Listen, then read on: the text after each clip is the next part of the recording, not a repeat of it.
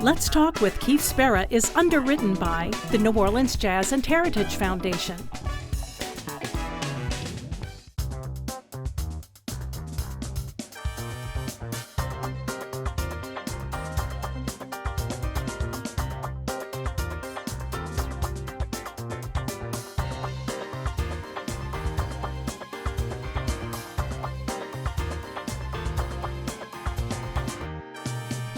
I'm Keith Spera from NOLA.com and the Times-Picayune. Welcome to Let's Talk. As a little girl, my guest today was schooled as a singer in church in New Orleans. Indicative of her range as a vocalist and actress, she has portrayed Mahalia Jackson, Patti LaBelle, and Gladys Knight on screen. She earned raves for her 2021 Nina Simone tribute album and a sold-out concert at New York's Carnegie Hall. Won a Grammy for Best Traditional R&B Performance and fronts orchestras and her own R&B band around the globe. The tour for her new album, Good Life, stops at her hometown Mahalia Jackson Theater on April 5th. Here to talk about all that and more is Ledisi. Good morning. Good morning, Keith. How are you? Good to see you. Likewise. Thank you for doing this. I feel like the first thing I have to ask you is about your Instagram handle, how you identify yourself at the top of your Instagram page. I am a sexy nerd and I belong to God. I love that. I love that. It's simple and to the point. Does that sum up the essence of Ledisi? Pretty much. I'm a nerd and yeah, I feel very sexy certain days, not all the time. Well, I mean, as do we all. Yeah. But yeah, that pretty much sums it up. Yeah, that's me. So you're coming back to New Orleans to play at the appropriately named Mahalia Jackson Theater, seeing as you have some experience. You've played Mahalia twice on screen. So yeah, I mean, a little extra resonance playing in a venue that bears her name, maybe? Well, the spirit will be there, right? That's the whole point. Well, as it said, I can't wait, though. I can't wait to play there. This is funny. I never thought about that, though, too. I played her. I'm playing in the theater that her name is on. It's a beautiful theater, too. I can't wait. It is. So let's take it all the way back to the early days in New Orleans. Was your first gig, it was with the New Orleans Symphony, as it was called back then? Yeah, when they had the New Orleans Symphony, yes. It's now a different name, of course. Right. LSO. Right, Louisiana Philharmonic Orchestra, right. Yeah. But yeah, I was 8 years old, and only certain students were picked, and me and Claire Fisher is her name. We caught the bus uptown. We were going to Lusher Elementary School back in the day. And we took the bus, and there we were. We were the two students. That was my first gig, performing with the orchestra. What did you do? What did you sing with them? I can't remember the song. I was 8 years old. I know one of them was sing a song, make it simple to laugh the whole life long. Because I like that part that goes long. I couldn't wait to sing that part. Right. That's all I remember. But we did sing Italian. We did do a different language. That's why I can't remember. Did it Italian? Okay. Yeah, it was Italian. Did that kind of whet your appetite for doing what you do for a living? Oh, absolutely. Well, it added to, because my mother listened to like Patsy Cline. Willie Nelson was her favorite. She loved Willie Nelson and Patsy Cline. And then Leontine Price. So listening to that, I didn't understand any of it. I just loved the sound of it, the way things sounded, especially with classical music. Leontine's voice would just ring, or Mahalia's voice when my great aunt would play her music. They just had that same ring sound that would fill up the whole room. So I loved mimicking that sound. So you knew early on that your voice was something special. I mean, that emerged pretty quickly. Well, kind of, definitely I knew I could make friends using my voice. That's good, yeah, that's useful. I knew it was special, that I can calm people, and I made people stop. So I knew it was something special about singing. So I would use it to calm things or to make friends. So definitely I knew that much. Whether it was special, I didn't know that till much, much later. Yeah. 4 octaves, is that your range? Can you cover 4 octaves? Oh my God, it's gotten bigger now that I've done all the Nina, singing with all the orchestras. It opens you up to another level. But yeah, about 4 octaves. I'll just say that's good. That is approximately 4 more octaves than I can sing. So yes. There's a reason I do have range. Well, I said there's a reason I write about music and don't actually do it. So really, Keith? Not one note? One note? Trust me, I'm not. I would ruin you as a singer if I tried to sing and you heard that. It would ruin you. So I'm not even going to do that. The symphony gig was big, but also church. You sang in church as a kid as well? Yeah, my mother, they were more like hippies. They performed around in New Orleans with their band, and my great aunt sang a lot in church. And so when I would go with her, I would probably I wasn't that singer, the church singer. I didn't start that way. I would just come to church to hear the singing, but not necessarily be in the singing. No one knew I could sing until way later, like in a kitchen somewhere in my mom's house. That's when they all looked, oh, you sing. Okay, we need to put you in programs, and you got to go to NOCA, those kind of things. But I would be around it, but I was too shy. Like I said, I might be a performer, but on the other side of me, I'm very shy, and I was always like that. But now I'm a little more grown, so I'm not that shy anymore. Well, no, you are not. And there was probably no greater example of that, of your lack of shyness as well as your vocal range, than a couple years ago in April 2022 when you and Trombone Shorty got up on stage with Eric Church, the country singer, at the Smoothie King Center here. You guys came out. The arena was set up in the round, so the stage was in the middle, sold out show, so out of 14 to 15,000 people, and you sang with Eric Church both John Lennon's Imagine as well as the Creedence Clearwater song Proud Mary, which obviously Tina Turner did as well. So to go from one to the other within the space of just a few minutes in front of 14,000 people who are not necessarily your fans. I mean, those were country music fans that were there. What do you remember about that experience? I loved it. I couldn't believe he was calling me on the phone, and it was Mr. Church. I was like, really? But he had seen me perform with Stevie Wonder in LA for an event honoring Paul Simon. Being in different settings isn't new to me. It's me waiting for everyone else to understand that I belong in those different settings. And so I enjoyed it. It felt free. It felt full circle. It felt like New Orleans, where I grew up. We have all this jambalaya of music everywhere. It felt appropriate. And of course, being invited, I was on his bus, and there's just buses and trucks. And, I'm behind the scenes looking at, wow, this is what it's like being this kind of artist. It's amazing to watch. And then me and Shorty are together, looking around, we're just blown away. We're both looking at each other like, hey, baby, you see where we are? I said, yeah, baby, where we at? So we were both kind of like, we had to catch our breath, wow, this is great to be invited to a space, but it's not new, but it's also, the feeling is always new when you come in. It's like, wow, I can't believe someone of this stature loves my music or loves my voice.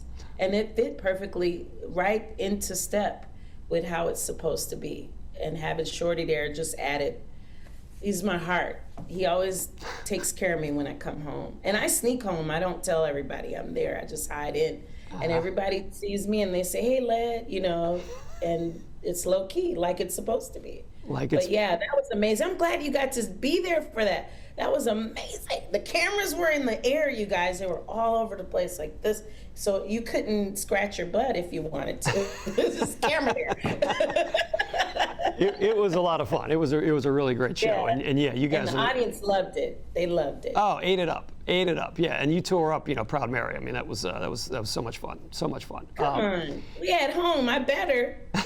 That's right. That's your wheelhouse. Come on. If you're just tuning in, my guest today is the singer Ledisi. You alluded to it in the intro. You put out your Nina Simone tribute album in 2021, Ledisi Sings Nina, which was a great record. But you kind of owed Nina a debt, it sounds like. One of her songs played a very important role in your life when you were kind of not in a great place a number of years ago.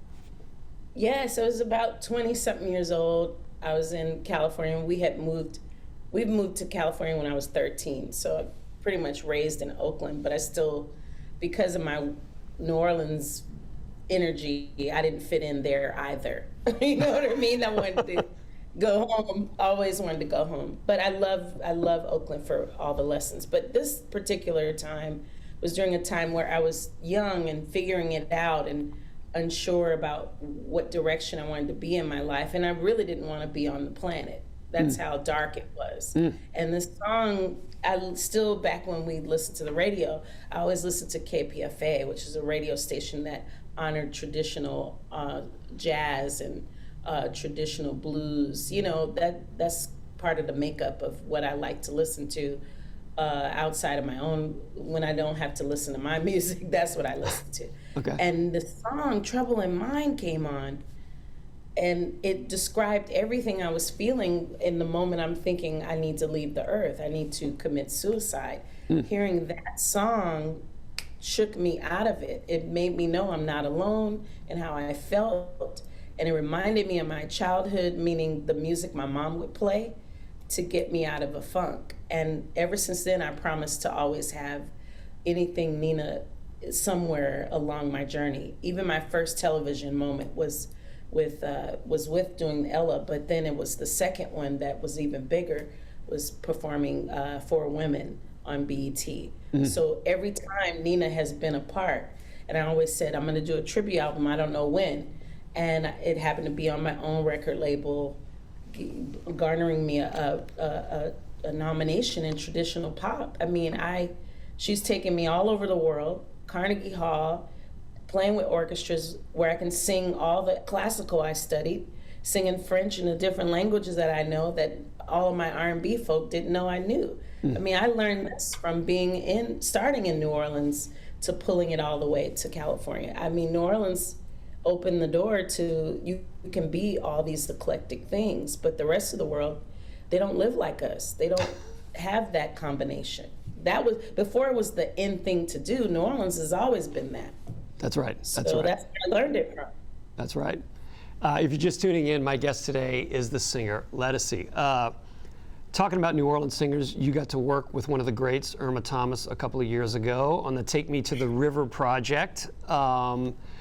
Was that, I don't know, that had to be a full circle moment as a New Orleans born and bred girl, like coming up to do something with Irma.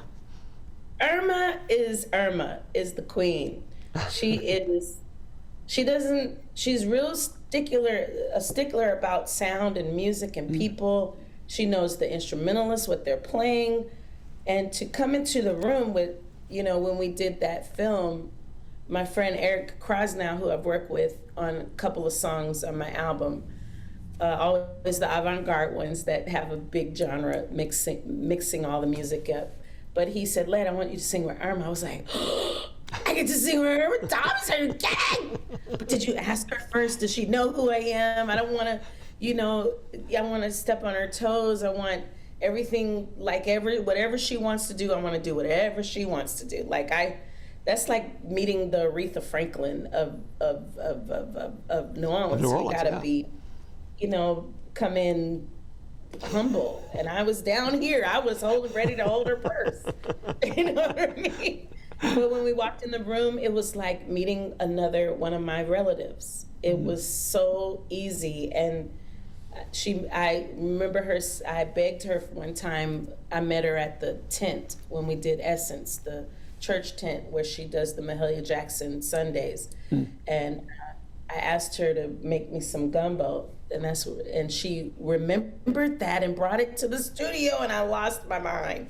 So I was so happy to see her again and to finally, like, I thought she would forget. She forgot who I was, but she remembered everything and brought gumbo. So it was like her heart. We've been friends since. I connect with her. Trombone Shorty brings her around to different festivals too. When they go hang out with different festivals, and I happen to run into them at the Stevie event where Eric Church was there as well. She was there, but that's my heartbeat. I mean, she's a legend. And if she gives you kudos for anything, we all should be grateful for that. I take it with me everywhere. Miss Irma said, Miss Irma gave me validation, I belong. So I'm good. She gave you validation and gumbo. I mean, it doesn't get better than that. And gumbo, come on. Doesn't get better than that. Doesn't get better than that. Share our food with everybody. Why, a couple years ago, you launched your own record label. You've been putting out your records through that. Why did you call it Listen Back? Why did you call the record company Listen Back? Because as artists, we listen to our consumers, most of us, at least if you're an entrepreneur like myself. You listen to what people want to hear. I'm asking you now to listen back to me. I'm asking you to support me. I'm asking you to see what I'm giving and listen to it. Take the time to listen back. And as an engineer, and engineers that I love, that's always the thing. Listen, I want to listen back. Press the button so I can hear it again. Mm-hmm. It's a pivotal moment. Are you feeling? Are you ignited by inspiration? What happens to you when you hear my voice or any of the music that comes from the label? That's why I'm thinking anything we do, it has to make you feel or be moved by it. It has to be a big moment. And I think I've created that with the Wild Card, the Live at the Troubadour, Ledisi Sings Nina, and now Good Life. I'm bringing all of those things for you to feel something. Well, and to look back. Well, I'm saying, as if you needed any more validation for it, it was a record on your label, or a song from a record on your label, that finally got you a Grammy win after you'd been nominated, what, a dozen times prior to that? You were was it Susan Lucci? Was that the soap opera actress? That's me. I'm the Susan Lucci of the Grammys, of the R&B category. A dozen nominations. You finally won Best Traditional R&B Performance for a song from the Wild Card, I guess, right? Yeah, anything for you. Anything for you. During a pandemic, Keith, during the roughest time of our lives, during where you couldn't go anywhere, I still managed to reach people, and I became more sociable online, which I never did. I was not that person, but it forces you. It was like I have to reach my people, and I wasn't going to put the album out. I'm so glad, because I was afraid, and then I take my fear. You know how New Orleans is. We recycle that fear and become resilient and want to win. So that's what I did. Just went ahead, and it gave me all the great things. And it's funny, I was more excited about the having the first #1 I ever had, and the people responding to the song the way they did. By the time I got the Grammy, I was like, oh, that's great. But I had #1 on my album. You know what I mean? You had a #1. Yeah, that's big. That's big.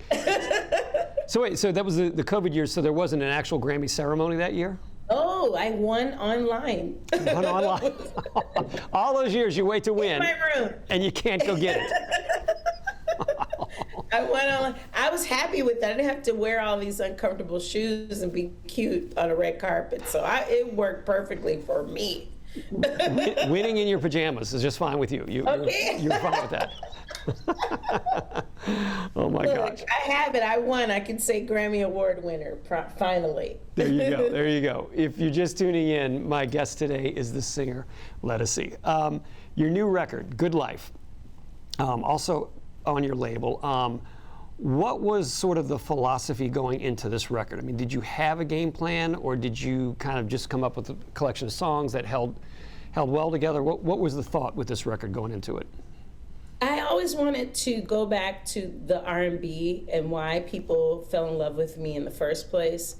My audience with R&B soul music, I wanted to bring back nostalgia music that felt good, even in chaos, heartbreak, happiness, self-love. I want those albums like Earth, Wind & Fire and Nisi. That Nisi album was a huge influence on me. The Emotions, Commodores, all this stuff that my stepfather would play and practice to on Loreline Street. You know what I mean? That's the stuff I wanted to come back to my childhood and pay homage to that. I always knew it would be a nostalgic like vibe going on, but with some contemporary and the hip hop that I fell in love with living in Oakland. So it's a childhood thing that I was looking for, but I didn't know how I was going to get there. I was doing orchestra gigs one day. I was on tour with Kim the next. I was acting. It was too much going on. So I didn't know how. I was packing, was moving. I had boxes behind me and I'm recording in the kitchen, trying to lay the vocal for Rex right out, my longtime producer. It was a lot going on, but the goal was to always, when I got to Good Life, the title track, and a few other songs, I started seeing the album form itself. And then I got the concept of what that would be. I started thinking like an actress, or thinking that way and not being so personal. Just create human behavior, human experiences in love and heartache, and do the traditional R&B thing.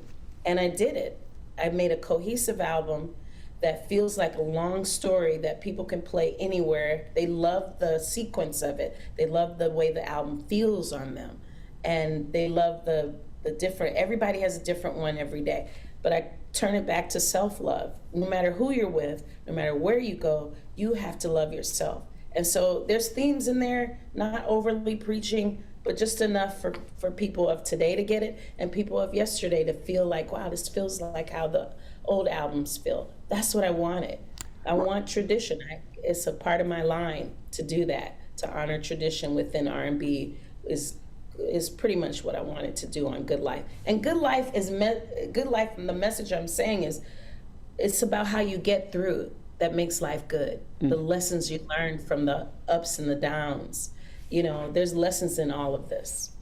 Well, yeah, and right, 2 points in that. I mean, honoring tradition while still feeling like a contemporary record, that is the magic balance, I think. You know, you want to have those qualities that made classic records classic, but you also don't want to make a museum piece. You want to make a record that sounds fresh today. So yes, and I think you did that.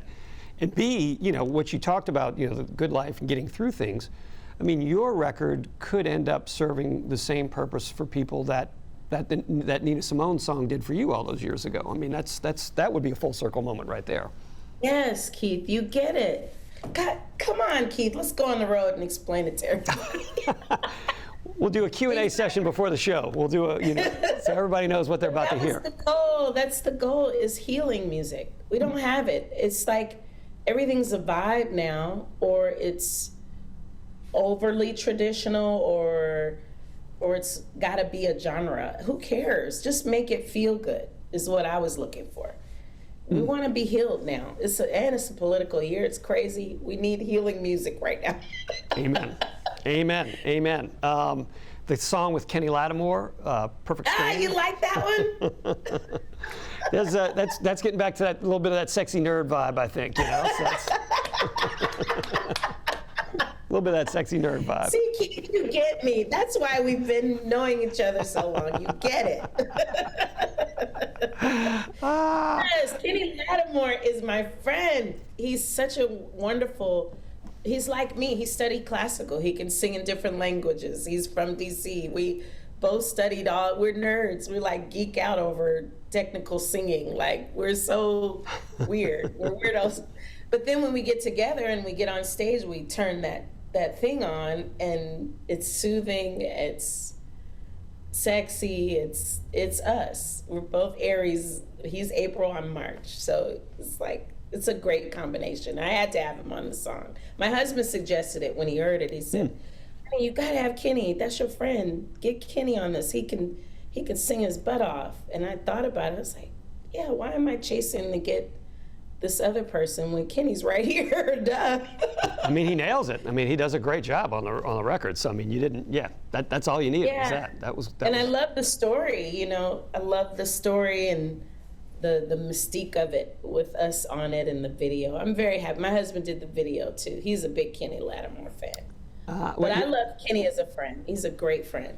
Did you say your husband directed the video? You said, or? Oh yeah, the Perfect Stranger video. He did both the lyric video and the actual video. He had a concept for it, and he and Nonja worked out all the how it should look and the vibe of it. Okay. Yeah. All right. That's a good job. We just got. No. Go ahead. Well, I was say we just have a couple minutes left here, but. Oh yeah, I'm sorry. Yeah. No, I would say just so real quick. The show you're doing, set list. You're going to sample from all those recent records. You're going to do some of the Nina Simone thing in the show as well. No Nina this time. No Nina. Okay. I usually add a lot of Nina in there, so I'm gonna just stick with some of the Ledisi classic songs from the previous R&B recordings and a lot of the Good Life stuff. Yeah, and mix it up. I'm gonna mix it up. Okay. Yeah. All right. And you got a killer band, I would imagine, as always, with you? Oh my God! Wait until you hear it and see the setup. Guitarist Xavier Lynn, he plays a lot in New Orleans with a lot of artists there. He's amazing. Young cat on guitar, just from he's from Cleveland, Ohio. But I love the band. I love my drummer. He's from DC, Greg Clark Jr., CJ on bass, and sang in Sarah Williams from the Bay Area. And from Houston, I have David Michael Wyatt. But yeah, it's going to be amazing. And keyboard is Joseph Harley from Brooklyn. He's a vet too, and he's amazing. Amazing player. Well, cool. Well, I look forward to hearing all you guys at the Mahalia Jackson Theater coming up here. And hopefully Irma Thomas comes by and brings you some gumbo. I'm gonna beg her. It's so good. I'm gonna call her, see if she'll come around. I know her family's coming, but we'll see. Well, good. Well, Ledisi, it has been a pleasure. Thank you so much for joining me this week. Oh, thank you for having me, Keith. Thanks always for everything. All right, you bet. Once again, my guest today was the singer Ledisi. I'm Keith Spera. I'll see you next week again on Let's Talk.